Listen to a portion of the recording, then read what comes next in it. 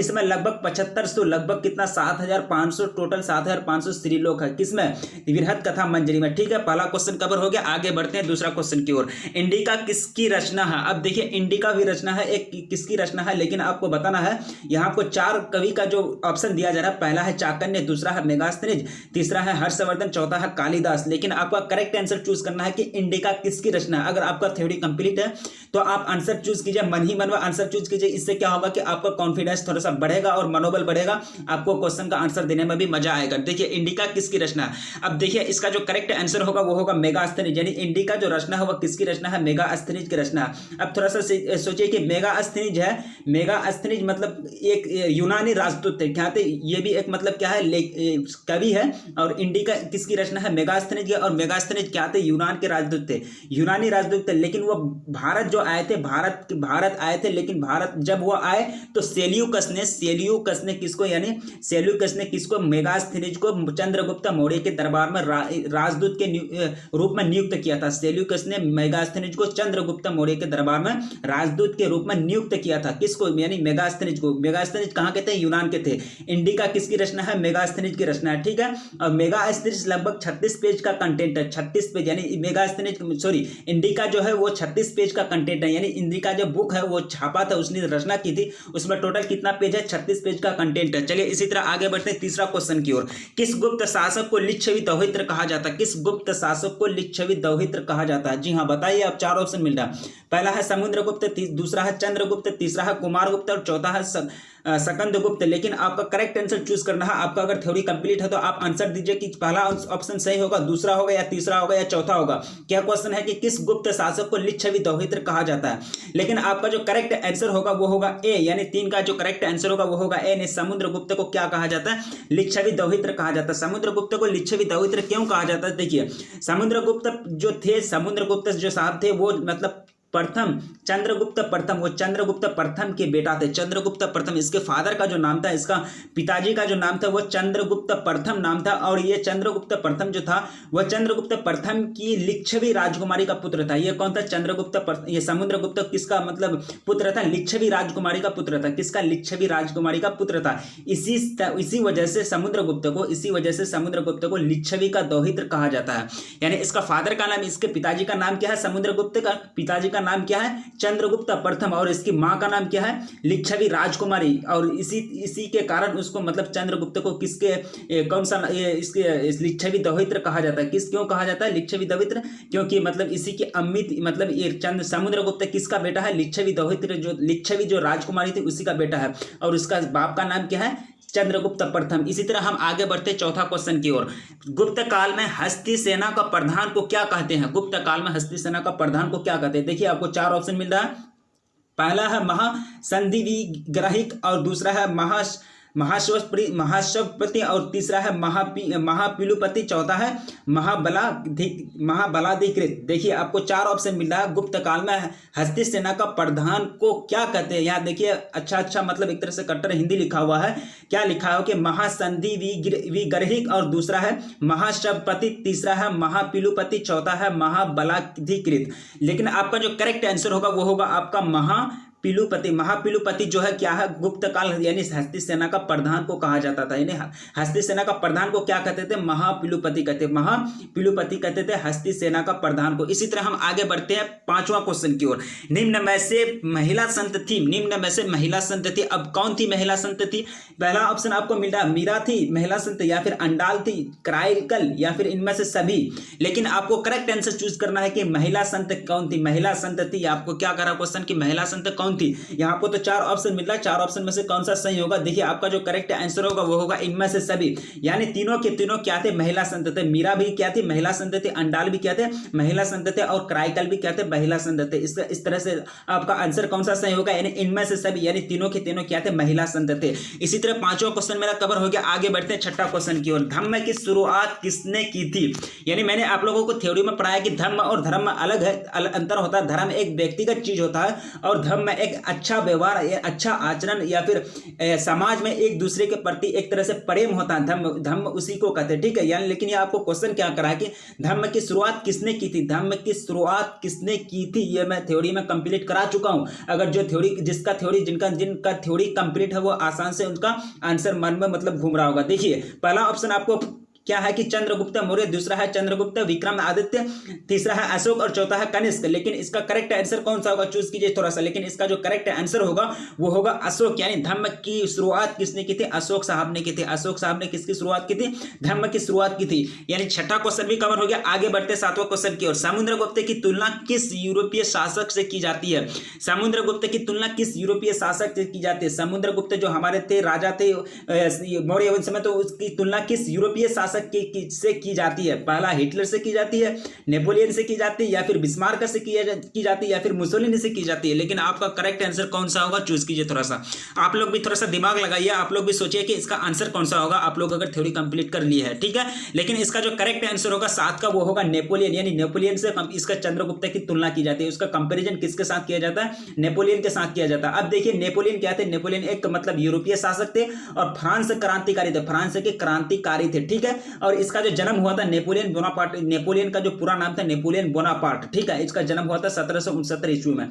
कब हुआ था, 1769 ईस्वी में नेपोलियन साहब का जन्म हुआ था। और इनके जो पिताजी थे, फादर थे, इनका जो नाम था, फादर का नाम था कार्लो बोनापार्ट। इसके फादर का नाम, नेपोलियन के फादर का नाम क्या थे, पिताजी का नाम थे क्या थे, कार्लो बोनापार्ट थे। और इनकी जन्म कब हुआ था, 1769 ईस्वी में। नेपोलियन कौन थे, एक यूरोपीय शासक थे। कहाँ के थे, फ्रांस के थे, फ्रांस के क्रांतिकारी थे। लेकिन आपको क्वेश्चन क्या करा है कि समुद्रगुप्त की तुलना किस यूरोपीय शासक से की जाती है। आपका आंसर क्या होना चाहिए, नेपोलियन से की जाती है। इसी तरह हम आगे बढ़ते हैं 8वां क्वेश्चन की ओर। मौर्य वंश का संस्थापक कौन सा था, मौर्य वंश का संस्थापक कौन सा था। देखिए आपको क्वेश्चन क्या करा कि मौर्य वंश का संस्थापक यानी उसका फाउंडर कौन सा था, कौन थे या फिर वो कौन था, ठीक है। लेकिन आपको यहाँ आंसर, यहाँ जो आपको ऑप्शन दिया जा रहा है, पहला ऑप्शन है चंद्रगुप्त, दूसरा है बिंदुसार, तीसरा है अशोक और चौथा है कुणाल। लेकिन आपका करेक्ट आंसर कौन सा होगा, थोड़ा सा चूज कीजिए कि मौर्य वंश का संस्थापक कौन सा था। अगर थोड़ा सा भी थ्योरी आपका कंप्लीट है, हल्का सा भी अगर थ्योरी कंप्लीट की है, हल्का सा भी अगर थ्योरी पढ़ी है, तो इसका आंसर आपको आना चाहिए।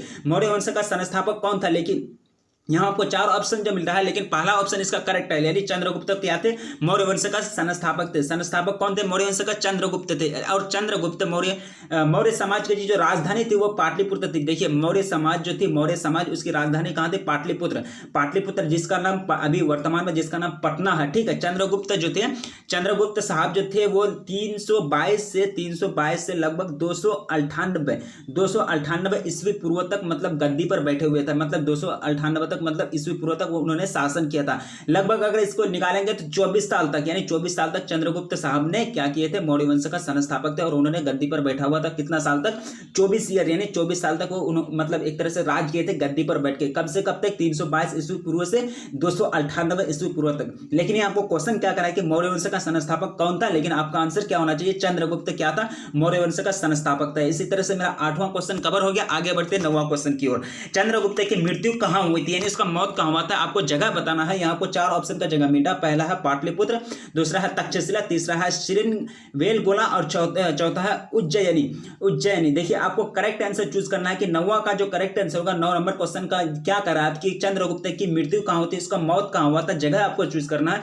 पाटलिपुत्र, तक्षशिला, श्रृंगवेलगोला या फिर उज्जैनी में। देखिए इसका जो करेक्ट आंसर होगा वो होगा आपका सी, यानी सरवनवेलगोला में। सरवनवेलगोला में इसका क्या हुआ था, मृत्यु हुआ था। चंद्रगुप्त का मृत्यु कहाँ हुआ था, सरवनवेलगोला में। और सरवनवेलगोला कहाँ है, सरवनवेलगोला, अब सरवनवेलगोला जो है वो कर्नाटक राज्य में थे। कहाँ थे, कर्नाटक, यानी इसका कर्नाटक राज्य में थे। सरवनवेलगोला कहाँ थे, कर्नाटक राज्य में थे। और ये चंद्रगुप्त की जो मृत्यु हुई थी वो लगभग 47 से 48 साल के बीच हुई थी। यानी उनका जो जीवन था वो लगभग 47 से 48 साल के बीच उनकी क्या हुई थी, देहांत हो गया था। 47 से 48 साल के बीच किसका देहांत हो गया था, चंद्रगुप्त का मृत्यु हो गया था, देहांत हो गया था। कितना साल के अंतर्गत, 47 से 48 साल के अंतर्गत। कहाँ हुआ था, सरवनवेलगोला में। सरवनवेलगोला कहाँ है, कर्नाटक में, ठीक है। इसी तरह आगे बढ़ते, लेकिन यह थोड़ा सा एक पॉइंट और जान लीजिए कि चंद्रगुप्त की जो ये हुई थी, जन्म हुआ था वो पाटलिपुत्रा में हुआ था। जो पाटलिपुत्रा में, यानी जिसको अभी हाल ही में पटना में, यानी पटना के नाम से जानते हैं, पाटलिपुत्रा, ठीक है। चंद्रगुप्त की मृत्यु कहाँ हुई थी, यह कवर हो गया मेरा क्वेश्चन। आगे बढ़ते 10वां क्वेश्चन की ओर।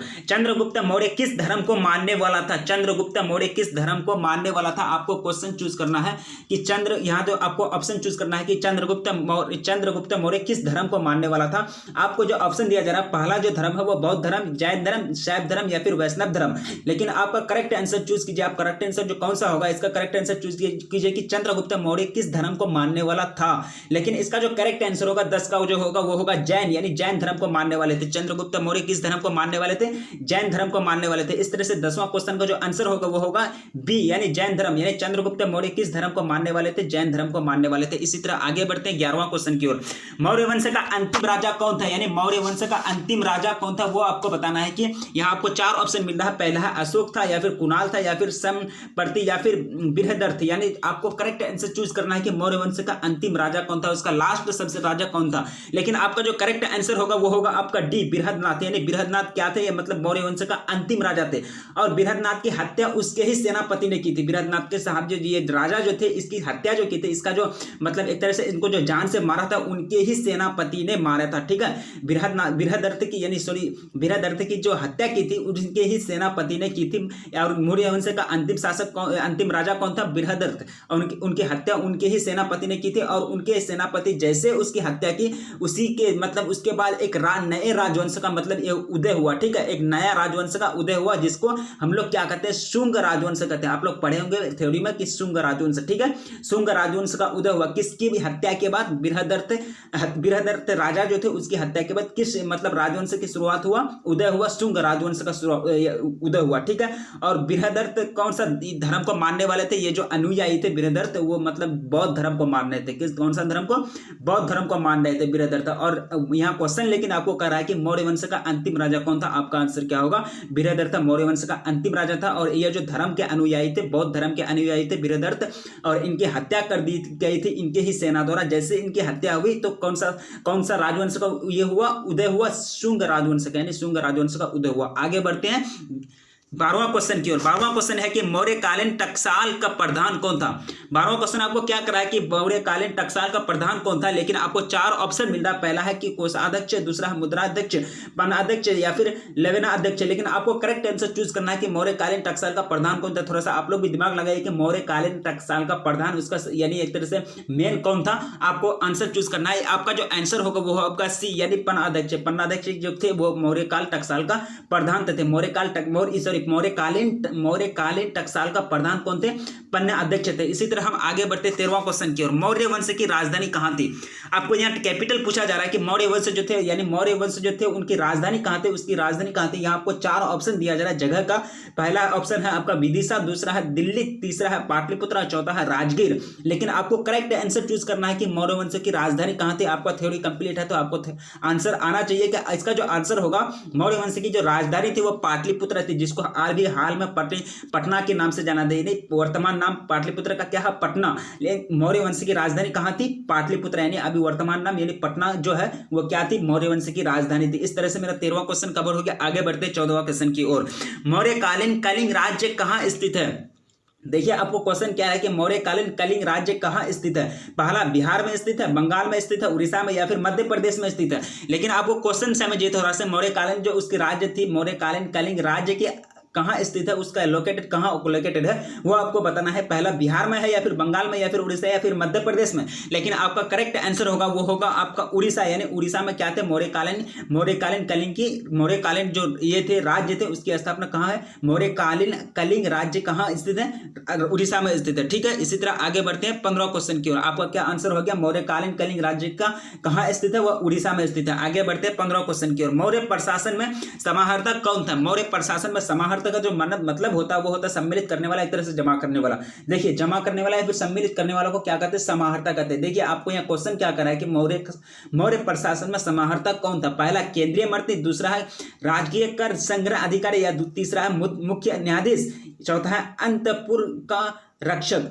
यहाँ आपको करेक्ट आंसर चूज करना है कि करेक्ट आंसर कौन सा होगा, मौर्य प्रशासन का समाहर्ता कौन था। लेकिन आपका जो करेक्ट आंसर होगा वो होगा आपका राजकीय कर एवं राजकीय कर संग्रह अधिकारी, राजकीय कर संग्रह अधिकारी कौन थे, मौर्य प्रशासन का समाहर्ता थे। मतलब जो कर जुटाते थे वही लोग जुटाते थे, एक तरह से इकट्ठा करते थे, राजकीय कर संग्रह अधिकारी करते थे। ठीक है, इस तरह से मौर्य प्रशासन का में समाहर्ता कौन थे, राजकीय कर संग्रह अधिकारी थे। इसी तरह हम आगे बढ़ते 15वां क्वेश्चन की ओर। मौर्य काल में ब्रहदेव क्या था, मौर्य काल में ब्रहदेव क्या था, आपको यहाँ पूछा जा रहा है कि ब्रहदेव क्या था मौर्य काल में, वो आपको आंसर बताना है। पहला है कि पशुदान था, दूसरा है धन दान था, तीसरा है भूमिदान था, या फिर चौथा कृषि दान था। लेकिन आपको बताना है कि ब्रहदेव क्या था, मौर्य काल के जो टाइम में चलता था उस वक्त में जो ब्रहदेव चलता था वो क्या था, ब्रहदेव क्या, उसका मतलब क्या है। लेकिन आपको जो करेक्ट आंसर होगा 16 का वो होगा सी, यानी भूमिदान था। यानी ब्रहदेव क्या था, भूमिदान था। मौर्य काल के समय ब्रहदेव किसको कहा जाता था, भूमिदान को कहा जाता था। ठीक है, यानी भूमिदान क्या था, ब्रहदेव था। किसके समय, मौर्य काल के समय, यानी मौर्य काल में क्या था, ब्रहदेव भूमिदान था। इसी तरह हम आगे बढ़ते हैं 17वां क्वेश्चन की ओर कि अशोक का व्यक्तिगत धर्म क्या था।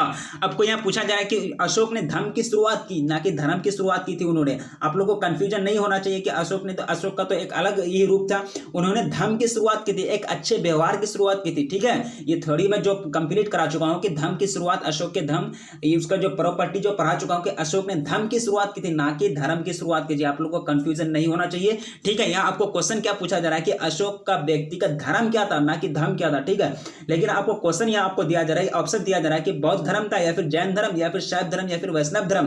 देखिए, आपको करेक्ट आंसर चूज करना है कि अशोक का व्यक्तिगत धर्म क्या था। अगर अशोक के बारे में अच्छी तरह से थोड़ा सा जानते हैं तो बताइए कि उसका व्यक्तिगत धर्म क्या था। लेकिन उसका जो व्यक्तिगत धर्म था वो था बौद्ध धर्म। इस तरह से आपका करेक्ट आंसर कौन होगा, ऑप्शन ए, यानी बौद्ध धर्म क्या थे, अशोक के व्यक्तिगत धर्म थे। बौद्ध धर्म क्या थे, अशोक के व्यक्तिगत धर्म थे। आगे बढ़ते हैं 18वां क्वेश्चन की ओर। देखिए, अशोक ने महेंद्र और संघमित्रा को धर्म प्रचार के लिए किस देश में भेजा था। देखिए, दो आदमी अशोक ने महेंद्र और संघमित्रा को जो भेजे थे धर्म के प्रचार करने के लिए, धर्म का जो प्रचार करने के लिए किस देश में भेजे थे, आपको कौन सा देश में भेजा था आपको बताना है। लेकिन यहाँ आपको 4 देश का ऑप्शन दिया जा रहा है। पहला है जापान, दूसरा है मिस्र, तीसरा है बर्मा और चौथा है सिन्हल द्वीप। लेकिन आपका करेक्ट आंसर चूज कीजिए कि सिन्हल द्वीप या फिर वर्मा होगा, या फिर मिस्र होगा, या फिर जापान होगा। अशोक ने जो अपने धर्म के प्रचार के 2 आदमी को भेजे थे जिसका नाम था महेंद्र और संघमित्रा, वो कहाँ किस देश में भेजे थे, किस देश में मतलब उनको भेजा गया था वो आपको बताना है। जापान, मिस्र, या फिर वर्मा, या फिर सिन्हल द्वीप में। लेकिन इसका करेक्ट आंसर जो होगा वो होगा सिन्हल द्वीप, यानी सिन्हल द्वीप में भेजे गए थे। यानी अशोक ने महेंद्र और संघमित्रा को धर्म के प्रचार के लिए कहाँ भेजे थे, सिन्हल द्वीप। अब सिन्हल द्वीप क्या है, जैसे पाटलिपुत्र किसका नाम पुराना नाम है, पटना का पुराना नाम है, इसी तरह सिन्हल द्वीप श्रीलंका का पुराना नाम है, यानी श्रीलंका। अभी सिन्हल द्वीप को कौन सा नाम से हम लोग जानते हैं, श्रीलंका के नाम से जानते हैं। इस तरह से हो गया आंसर सिन्हल द्वीप, यानी अशोक साहब ने कहां भेजे थे, महेंद्र और संघमित्रा को धर्म प्रचार के लिए एक तरह से श्रीलंका भेजे थे। श्रीलंका जब उन्होंने गए थे, मतलब संघमित्रा यानी महेंद्र और संघमित्रा धर्म प्रचार के लिए जब गए थे तो उस टाइम उसका श्रीलंका का नाम क्या था, सिन्हल द्वीप था। इसी तरह हम आगे बढ़ते हैं 19वां क्वेश्चन की ओर। अशोक किस वंश का शासक था। अब देखिए कि 19वां क्वेश्चन में आपको क्या पूछा जा रहा है कि अशोक किस वंश का शासक था, उसका खानदान कौन सा था। देखिए,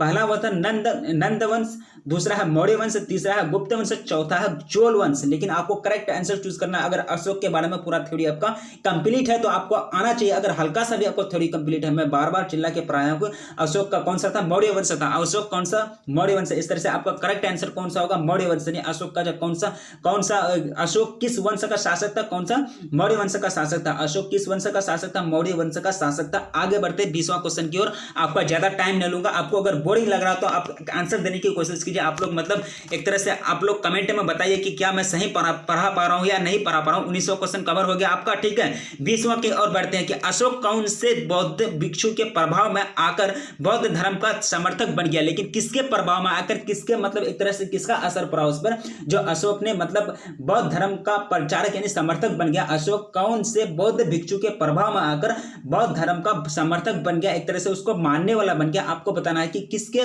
प्रभाव में आकर, किसके असर में आकर। देखिए, आपको ऑप्शन दिया जा रहा है। पहला ऑप्शन है उपगुप्त, दूसरा है उपालित, तीसरा है राधागुप्त, चौथा है नागसेन। लेकिन आपका करेक्ट आंसर कौन सा होगा 20 का। अब बताइए कि करेक्ट आंसर कौन सा होगा, किसके प्रभाव में आकर, किसके प्रभाव में आकर अशोक ने बौद्ध धर्म को मतलब एक तरह से मतलब एक तरह से उसको स्वीकार कर लिया था, उसके एक तरह से उसको समर्थन दे रहा था बौद्ध धर्म को। देखिए आपका करेक्ट आंसर जो होगा 20 का वो होगा ए, यानी उपगुप्त यानी उपगुप्त के प्रभाव में आकर अशोक ने किस धर्म का समर्थक बन गया, बौद्ध धर्म का समर्थक बन गया। इसी तरह हम आगे बढ़ते हैं 21वां क्वेश्चन की ओर। राजगिर की नगर वधु का नाम क्या था? राजगिर की नगर वधु का नाम क्या था? यहाँ आपको नाम पूछा जा रहा है कि राजगिर की जो नगर वधु था उसका नाम क्या था। पहला आपको ऑप्शन दिया जा रहा है माधवी, दूसरा है अम्बपाली, तीसरा है तीसरे रक्षिता, चौथा है शालवती। देखिए आपका करेक्ट आंसर कौन सा होगा? राजगिरे की नगर वधु का नाम क्या था? राजगिरे की नगर वधु का नाम क्या था? राजगिरे की नगर वधु का जो नाम था वो था सातवली, यानी सातवली किसका नाम था? राजगिरे की नगर वधु का नाम था। किस कवर हो गया। आगे बढ़ते हैं। सातवां किसका नाम था? राजगिरे के नगर वधु का नाम था। आगे बढ़ते हैं 22वां क्वेश्चन की ओर। किसने लिखा? वास्तविक सुकर्म वह है जिससे प्रजा की सुखी तथा प्रसन्न है, जिसमें प्रजा की, जिससे मतलब प्रजा की सुखी तथा प्रसन्न है। बहुत अच्छी बात है। वास्तविक सुकर्म वह है, यानी वास्तविक सुकर्म जो रियल में हकीकत में जो सुकर्म है, अच्छा काम है। सुकर्म मतलब होता है अच्छा काम, कुकर्म मतलब होता है बुरा काम, ठीक है। लेकिन जो हकीकत में अच्छा काम है वो है जिससे प्रजा सुखी तथा प्रसन्न हो। किसने कहा था ये लाइन? अच्छी लाइन। इतनी अच्छी लाइन किसने कहा था वो आपको पूछा जा रहा है। किसने कहा था आपको बताना है। पहला ऑप्शन दिया जा रहा है आपको मेगास्थनी, दूसरा है चंद्रगुप्त, तीसरा है बिंदुसार, चौथा है कौटिल्य। आपका जो करेक्ट आंसर होगा वो होगा आपका कौटिल्य, यानी कौटिल्य साहब ने क्या कहे थे कि यानी वास्तविक सुकर्म कौन सा है? सुकर्म है वह सुकर्म जिससे प्रजा के सुखी तथा प्रसन्न मतलब खुशी हो, ठीक है। जिससे प्रजा मतलब सुखी और खुशी रहे, वही है क्या वास्तविक सुकर्म। किसके हिसाब से? कौटिल्य साहब के हिसाब से। एक तरह से अच्छे इंसान से इससे क्या पता चलता है कि कौटिल्य साहब जो थे, कौटिल्य जो थे वो मतलब प्रजा के प्रति बहुत एक तरह से मतलब एक तरह से दयालु थे, ठीक है। आगे बढ़ते हैं 23वां क्वेश्चन की ओर। 23वां क्वेश्चन है कि चंद्रगुप्त मौर्य के काल में कलिंग की राजधानी थी। चंद्रगुप्त मौर्य के काल में कलिंग की राजधानी थी। आपको कलिंग का कैपिटल पूछा जा रहा है कि कलिंग की राजधानी क्या थी, किसके काल में? चंद्रगुप्त मौर्य के काल में। पहला है आपका ऑप्शन तक्षशिला, दूसरा है उज्जैनी, तीसरा है तौशाली और चौथा है पाटलिपुत्र। 23वां क्वेश्चन में आपको क्या पूछा जा रहा है कि चंद्रगुप्त मौर्य के काल में कलिंग की राजधानी कहां थी। लेकिन आपका जो करेक्ट आंसर होगा वो होगा आपका 23 का जो आंसर होगा करेक्ट वो होगा आपका 23 का जो करेक्ट आंसर होगा वो आप बताइए, सी होगा, यानी तौशाली। तौशाली क्या थे? मतलब चंद्रगुप्त मौर्य काल के कलिंग मतलब चंद्रगुप्त के काल में कलिंग की राजधानी कहां थी? तौशाली। तो इसका आंसर हो गया सी। इसी तरह हम आगे बढ़ते हैं 24वां क्वेश्चन की ओर। आर्यभट्ट कहां का था वासी था? आर्यभट्ट कहां का वासी था? कहां का रहने वाला था? कहां का निवासी था? वासी निवासी दोनों एक ही है, ठीक है। लेकिन आर्यभट्ट यहाँ आपको क्या पूछा जा रहा है कि आर्यभट्ट कहां का वासी था? पहला मालवा का, दूसरा है कश्मीर का, तीसरा है तक्षशिला का, चौथा है पटना का। लेकिन आर्यभट्ट क्या थे? सबसे पहले आप समझिए कि आर्यभट्ट एक तरह से महागणितज्ञ थे तथा वो ज्योतिषविद भी थे। और जन्म उनका हुआ था, आर्यभट्ट का जन्म हुआ था 476 ईस्वी पूर्व में हुआ था। 476 ईस्वी पूर्व में हुआ था इनका जन्म, आर्यभट्ट का जन्म। आर्यभट्ट एक महान गणितज्ञ थे, ठीक है। उन्होंने पाई और रेडियस के बारे में बहुत सारी थ्योरी दिए हैं, ठीक है। और इन्होंने ही जीरो को मतलब जीरो का सिद्धांत दिया था। शून्य का सिद्धांत कौन दिया था? शून्य का प्रतिपादन किसने किया था? आर्यभट्ट ने किया था। इससे क्या पता चलता है कि आर्यभट्ट एक बहुत महान व्यक्ति थे, महान गणितज्ञ थे। लेकिन आपको क्या पूछा जा रहा है कि आर्यभट्ट कहां का वासी था, कहां का रहने वाला था? यहाँ आपको मालवा, कश्मीर, तक्षशिला या फिर पटना। लेकिन आपका करेक्ट आंसर जो होगा वो होगा पटना, यानी पटना के रहने वाले थे। आर्यभट्ट कहां के रहने वाले थे? पटना के रहने वाले थे, बिहार के पटना के रहने वाले थे। आगे बढ़ते हैं 25वां क्वेश्चन की ओर। 25वां क्वेश्चन में आपको यह पूछा जा रहा है कि द्वितीय नगरीकरण के नगरों को क्या कहा जाता है? द्वितीय यानी सेकंड नगरीकरण के नगरों को क्या कहा जाता है? पहला है ताम्रयुगीन नगर, दूसरा है कांस्ययुगीन नगर, तीसरा है लौहयुगीन नगर और चौथा है इनमें से कोई नहीं। लेकिन आपको करेक्ट आंसर जो चूज करना है आपको कि द्वितीय नगरीकरण के नगरों को क्या कहा जाता है? आपका आंसर होगा आपका सी, यानी लौहयुगीन नगर कहा जाता है। द्वितीय नगरीकरण के नगरों को क्या कहा जाता है? लौहयुगीन नगर कहा जाता है। इस तरह से 25वां मेरा क्वेश्चन कवर हो गया। आगे बढ़ते हैं। भारत का प्राचीनतम ज्ञात अभिलेख कौन सा है? भारत का प्राचीनतम ज्ञात अभिलेख कौन सा है? आपका क्वेश्चन क्या करा कि भारत का प्राचीनतम ज्ञात अभिलेख कौन सा है? पहला आपका ऑप्शन है सारनाथ का अभिलेख, दूसरा है गिरनार का अभिलेख, चौथा है वोगजा कोई का अभिलेख और लास्ट है मथुरा का अभिलेख। लेकिन आपका जो करेक्ट आंसर होगा वो होगा आपका वोगजा कोई का अभिलेख, यानी करेक्ट, यानी C will be the correct answer, यानी वोगजा कोई का अभिलेख भारत का प्राचीनतम ज्ञात अभिलेख है। भारत का प्राचीनतम ज्ञात अभिलेख कौन सा है? वोगजा कोई का अभिलेख है। ठीक है, इसी तरह हम आगे बढ़ते 27वां क्वेश्चन की ओर। मेगास्थनीज किस यूनानी शासक के राजदूत के रूप में पाटलिपुत्र आया था? मैंने आप लोगों को पहले भी बताया कि मेगास्थनीज के बारे में पहले भी बताया था, मेगास्थनीज का जो एक रचना था। ठीक है, मेगास्थनीज, लेकिन आपको क्वेश्चन कह रहा है कि मेगास्थनीज किस यूनानी शासक के राजदूत के रूप में पाटलिपुत्र आया था? किसके रूप में आया था? पहला है सिकंदर, दूसरा है फिलिप, और चौथा तीसरा है सेल्यूकस, और चौथा है डिमेट्रियस। मैंने आप लोगों को बताया कि सेल्यूकस जो थे, सेल्यूकस यूनानी मतलब एक तरह से यूनानी जो ये थे, क्या कहता है, मेगास्थनीज जो थे, सेल्यूकस ने यानी समुद्रगुप्त के दरबार में, समुद्रगुप्त के दरबार में मेगास्थनीज को राजदूत के रूप में नियुक्त किया था। ठीक है, लेकिन ये आपको क्वेश्चन क्या कर रहा है कि मेगास्थनीज किस यूनानी शासक के राजदूत के रूप में पाटलिपुत्र आया था? आपको आंसर क्या होना चाहिए कि सी, यानी सेल्यूकस के मतलब सेल्यूकस के शासन के रूप में शासक यूनानी शासक कौन थे? सेल्यूकस, उसी के मतलब एक काल में कहाँ आए थे? मतलब पाटलिपुत्र आए थे। ठीक है, लेकिन आपका क्वेश्चन 27वां क्वेश्चन कवर हो गया। मेगास्थनीज किस यूनानी शासक के राजदूत के रूप में पाटलिपुत्र आया था? सेल्यूकस के मतलब शासक के रूप में आया था। ठीक है, उसी का मतलब राजदूत बन के आया था सेल्यूकस का। आगे बढ़ते हैं 28वां क्वेश्चन की ओर। कलिंग युद्ध का वर्णन किस अभिलेख में किया गया है? कलिंग जो युद्ध हुआ था, कलिंग की जो लड़ाई लड़ी गई थी, उसका वर्णन किस अभिलेख में किया गया है? आपको यहाँ ऑप्शन दिया जा रहा है 10वें शिलालेख में, और 11वें शिलालेख में, या फिर 12वें शिलालेख में, या फिर 13वें शिलालेख में। 28वां नंबर क्वेश्चन में आपको क्या पूछा जा रहा है कि कलिंग युद्ध का वर्णन किस अभिलेख में किया गया है? लेकिन आपको आंसर देना है कि कलिंग युद्ध का वर्णन किस अभिलेख में किया गया है। कलिंग युद्ध का जो वर्णन किया गया है वो 13वां शिलालेख में किया गया। किसमें? 13वां शिलालेख में किसका वर्णन किया गया है? कलिंग युद्ध का वर्णन किया गया है। आगे बढ़ते हैं। चीनी यात्री फाहियान किस शासक के काल में भारत आया था? चीनी यात्री जो है फाहियान कौन सा यात्री है? चीनी यात्री जो थे किस शासक के काल में भारत आए थे? चीनी यात्री फाहियान किस शासक के काल में भारत आया था? लेकिन आपको ऑप्शन दिया जा रहा है, पहला है चंद्रगुप्त मौर्य के काल में, विक्रम आदित्य के काल में, अशोक के काल में, या फिर कनिष्क के काल में। लेकिन आपका जो करेक्ट आंसर होगा वो होगा आपका बी, यानी विक्रम आदित्य के काल में। विक्रम आदित्य काल में चीनी यात्री फाहियान क्या आए थे? भारत में आए थे। ठीक है, आगे बढ़ते हैं 30वां क्वेश्चन की ओर। 29वां क्वेश्चन कवर हो गया, इसका आंसर कौन सा हुआ? विक्रम आदित्य। आगे बढ़ते हैं 30वां क्वेश्चन की ओर। मेगास्थनीज किस भारतीय शासक के दरबार में आया था? लेकिन आपको क्वेश्चन यहाँ क्या पूछ रहा है कि मैं आप लोगों को पहले भी बताया हूँ, इसी में अभी 2-4 जो क्वेश्चन पहले किए कि चंद्रगुप्त के दरबार में आए थे। कहाँ आए थे? मेगास्थनीज किसके दरबार में? चंद्रगुप्त के दरबार में आए थे। कौन? मतलब चंद्रगुप्त के दरबार में मेगास्थनीज को मतलब एक तरह से राजदूत के रूप में भेजा गया था यूनान की तरफ से, सेल्यूकस की तरफ से। ठीक है, लेकिन ये आपको क्वेश्चन क्या करा कि मेगास्थनीज किस भारतीय शासक के दरबार में आया था? अशोक के दरबार में, बिंदुसार के दरबार में, चंद्रगुप्त मौर्य के दरबार में, स्कंदगुप्त के दरबार में। लेकिन आपका आंसर कौन सा सही है? चंद्रगुप्त के दरबार में आए थे। यानी मेगास्थनीज कहाँ आए थे? चंद्रगुप्त के दरबार में एक तरह से राजदूत बन के आए थे यूनान की तरफ से, यूनान के शासक सेल्यूकस के तरफ से। आगे बढ़ते हैं 31वां क्वेश्चन की ओर। ठीक है, आगे बढ़ते हैं। आगे क्वेश्चन है कि किस अभिलेख में सती प्रथा का उल्लेख मिलता है? किस अभिलेख में सती प्रथा का जो उल्लेख मिलता है वो आपको बताना है कि सती प्रथा के बारे में किस अभिलेख में लिखा हुआ है। यहाँ आपको 4 ऑप्शन मिल रहा है। पहला है प्रयाग अभिलेख, दूसरा है एरन अभिलेख, तीसरा है मेहरौली अभिलेख, चौथा है मथुरा अभिलेख। लेकिन आपका करेक्ट आंसर कौन सा होगा? करेक्ट आंसर जो होगा आपका वो होगा एरन अभिलेख। यानी एरन अभिलेख में किसकी मतलब सती प्रथा का उल्लेख किया गया? सती प्रथा जो है उसका उल्लेख, उसका वर्णन, उसका एक तरह से विज्ञापन, उसका एक तरह से वर्णन किसमें किया गया है? एरन अभिलेख में किया गया। आपका क्वेश्चन क्या है कि किस अभिलेख में सती प्रथा का उल्लेख किया गया है? आंसर क्या होना चाहिए कि आंसर जो होगा आपका एरन अभिलेख। ठीक है, एरन अभिलेख में सती प्रथा का वर्णन किया गया है। इस तरह मेरा 31वां क्वेश्चन कवर हो गया। आगे बढ़ते हैं 32वां क्वेश्चन की ओर। बाणभट्ट की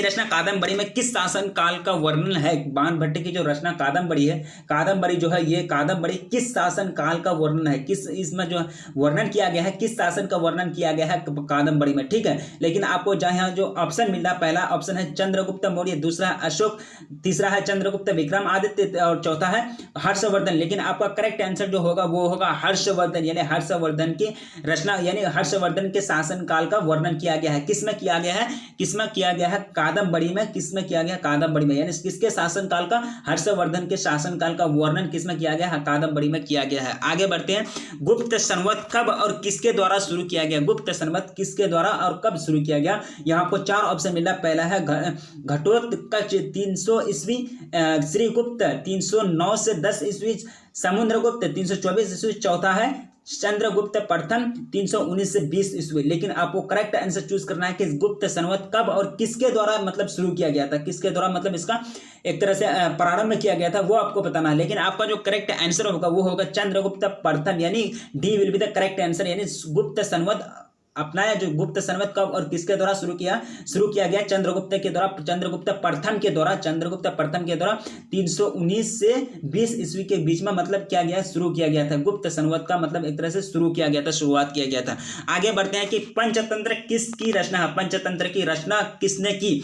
आपको क्या क्वेश्चन कहा जा रहा है कि पंचतंत्र की रचना किसने की। यहाँ आपको क्या करा कि पंचतंत्र की रचना किसने की। पहला आपका ऑप्शन है आर्यभट्ट ने की, दूसरा है वराहमिहिर ने की, तीसरा है कालिदास या फिर विष्णु शर्मा। लेकिन आपको करेक्ट आंसर चूज करना है कि पंचतंत्र की रचना किसने की थी। देखिए पंचतंत्र की रचना जो की थी वो विष्णु शर्मा ने की थी। कौन की थी, विष्णु शर्मा ने किया था। पंचतंत्र की रचना किसने की थी, विष्णु शर्मा ने की थी। पंचतंत्र जो है, पंचतंत्र की रचना चंद्रगुप्त मौर्य के समय में ही हुआ था। किसके समय में हुआ था, चंद्रगुप्त मौर्य के समय में हुआ था।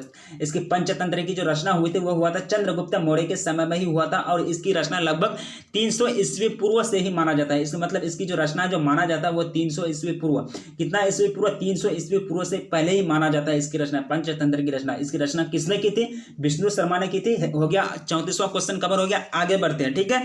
प्राचीन नालंदा विश्वविद्यालय के संस्थापक कौन थे। यहाँ आपको पूछा जा रहा है कि प्राचीन यानी जो प्राचीन नालंदा जो थे, प्राचीन नालंदा के जो विश्वविद्यालय थे उसके फाउंडर, उसके संस्थापक कौन थे। यहाँ आपको 4 ऑप्शन मिल रहा है। पहला है अशोक, दूसरा है समुद्रगुप्त, तीसरा है स्कंदगुप्त और चौथा है कुमारगुप्त। लेकिन आपका करेक्ट आंसर जो है वह कुमारगुप्त, यानी कुमारगुप्त जो थे प्राचीन नालंदा विश्वविद्यालय के संस्थापक थे कुमारगुप्त। यानी कुमारगुप्त ने इसकी जो स्थापना की थी, कुमारगुप्त वो मतलब 450 से 70 यानी 450 से 470 के बीच की थी। 450 से 470 ईस्वी के बीच की थी इसकी स्थापना। नालंदा विश्वविद्यालय की स्थापना किसने की थी, कुमारगुप्त ने की थी।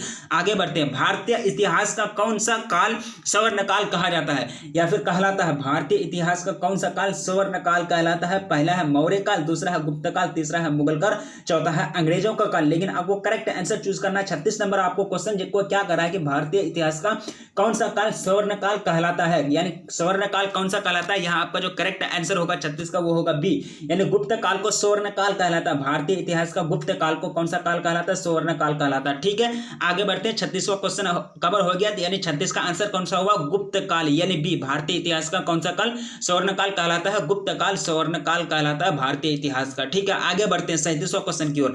अर्थशास्त्र में कितने प्रकार का विवाहों का उल्लेख किया गया, कितने प्रकार का शादी का उल्लेख किया गया अर्थशास्त्र में।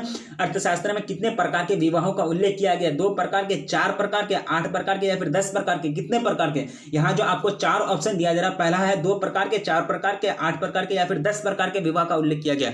लेकिन 37 का जो क्वेश्चन का जो आंसर होगा वो होगा 8, यानी 8 प्रकार के विवाह का उल्लेख किया गया। किसमें, अर्थशास्त्र में जो है 8 प्रकार के टोटल विवाह का उल्लेख किया गया। किसमें, अर्थशास्त्र में।